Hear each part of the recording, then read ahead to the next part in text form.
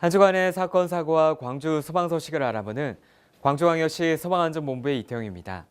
먼저 한 주간 발생한 사건, 사고 통계입니다.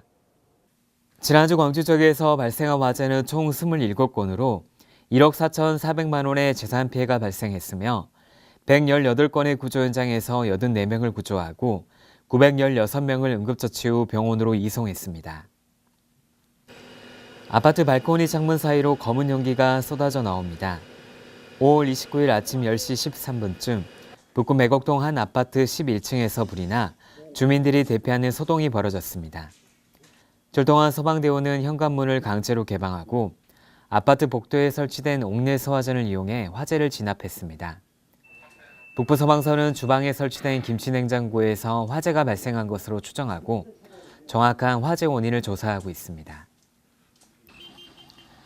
경찰관의 수신호에 맞춰 차량들이 천천히 이동하고 있습니다.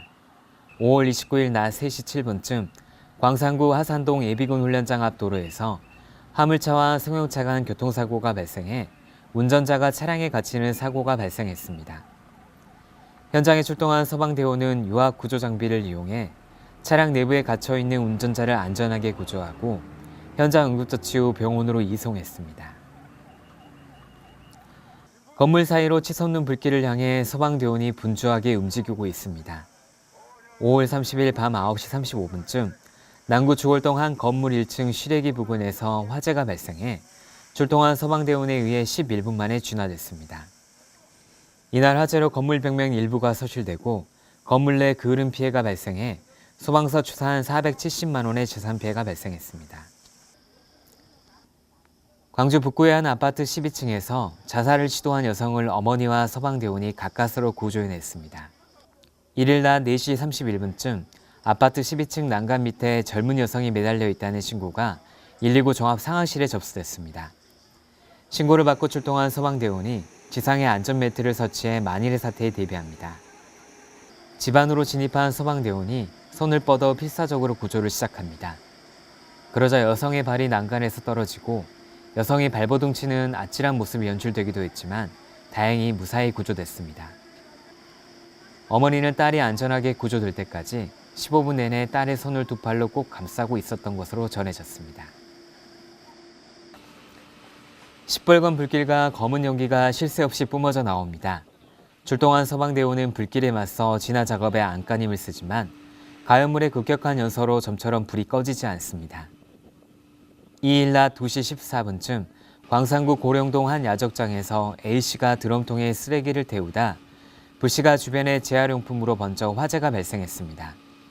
이 화재로 재활용품과 인근 밤나무를 태우고 출동한 소방대원에 의해 21분 만에 진화됐습니다.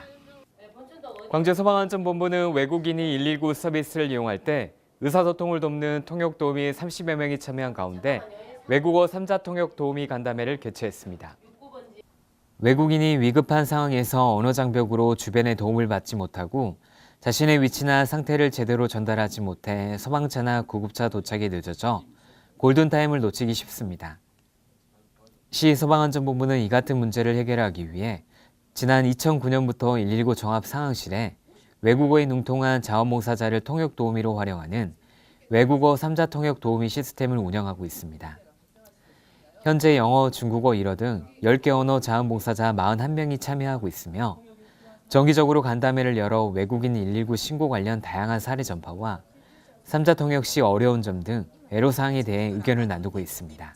광주소방안전본부는 2019 광주 세계 수영선수권 대회를 비롯한 각종 국제 행사를 앞두고 광주시에 거주하거나 방문하는 외국인들의 안전에 신속히 대처해 안전한 국제도시로서의 광주시의 위상을 높이는 데 최선을 다할 계획이라고 말했습니다.